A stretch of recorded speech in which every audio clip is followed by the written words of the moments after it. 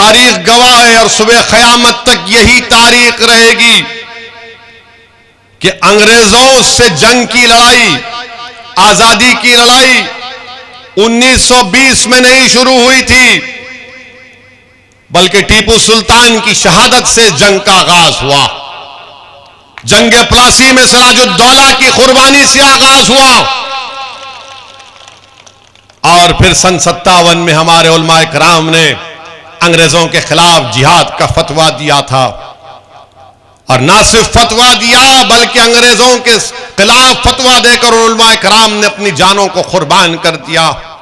अगर आज भारत को अंग्रेजों से आजादी मिली तो इसमें मौलाना महमूदुल हसन, उनकी कुर्बानी को कोई नहीं भूल सकता कि माल्टा की जेल में सर्दियों के मौसम में 4 महीने उस जेल के एक मैदान में इनको कैद करके रख दिया गया था।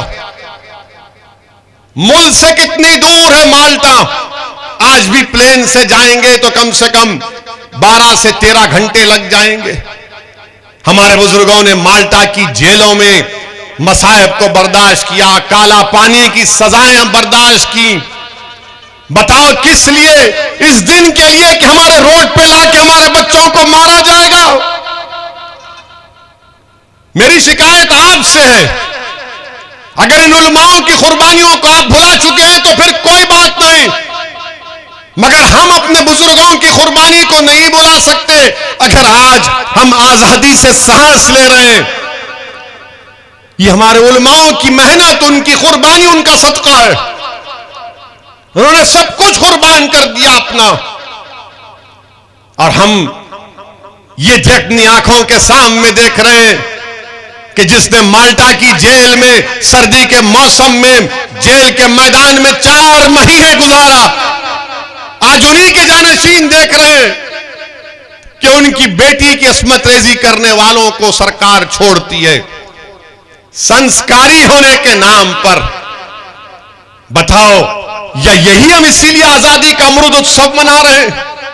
यही हम खराज अकीदत पेश कर रहे हैं उन आजादी के अजीम मुजाहिदीन को जिन्होंने अंग्रेजों के खिलाफ अपना सब कर दिया, इसीलिए कुर्बान किया था, जिन्होंने पाकिस्तान के 2 नेशन थ्योरी को रिजेक्ट किया, मुस्तरद किया, भारत के कॉम्पोजिट कल्चर की बात की थी। यह भारत का कॉम्पोजिट कल्चर है कि रोड पे लाकर बच्चों को मारा जाए, शक की बुनियाद पर घरों को तोड़ दिया जाए, यह कॉम्पोजिट कल्चर है। रद्द पाकिस्तान की किताब लिखने वाले हुसैन अहमद मदनी के बारे में तुम क्या कहोगे, जिन पर क्या क्या इल्जाम नहीं लगाए गए, हमले किए गए? उनकी रूहें तड़प रही होंगी इस भारत को देखकर। मेरे अजीज दोस्तों और बुजुर्गों, क्या हम सिर्फ तड़पेंगे और सिर्फ आंख में आंसू लाकर अपने घर में जाकर सो जाएंगे? नहीं, मैं आपसे अपील कर रहा हूं कि उन उलमाओं को जिंदा रखना है। वो मरे नहीं, वो दुनिया से जरूर गए, मगर हमारे दिमागों में उनकी कुर्बानियां आज भी जिंदा है और कल भी रहेंगी। उनको जिंदा रखने का, उनको खराज अकीदत पेश करने का बेहतरीन तरीका यह है कि हम अपनी सियासी क़ियादत को मजबूत करें। देश को आजाद होकर 75 साल हो चुके, हमने हर फार्मूले को अपनाया, हर एक्सपेरिमेंट किया, हर कोशिश की, मगर नतीजा क्या निकला कि फिरका परस्ती बढ़ती गई। हम दिलों को मिलाने की बात किए, मगर सरकारों ने दिलों को तोड़ा। हमने घरों की दीवारों को हटाने की बात की, मगर हमारे घर को जला दिया गया। हमने कहा कि मिल बैठकर खत्म करेंगे, मगर आपने दूरियां पैदा की हैं। मेरे अजीज दोस्तों और बुजुर्गों, मेरी आपसे इल्तिजा है कि मंजलिस को एक मौका दीजिए।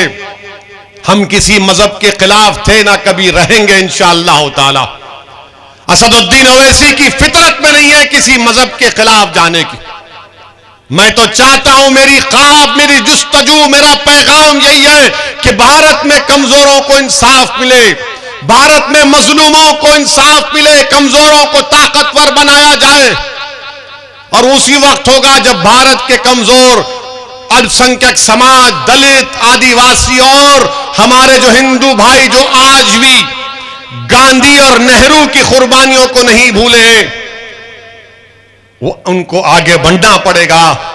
वरना सिर्फ याद रखो, जिस राह पर हम देश को लेकर जा रहे हैं वो हम अपने मुजाहिदीन आजादी के राह जो ने सोची थी, जो ख्वाब देखा था, हम उन ख्वाबों को नहीं पूरा कर रहे, हम उनके ख्वाबों को चुकना चूर कर रहे हैं। मेरे अजीज दोस्तों और बुजुर्गों,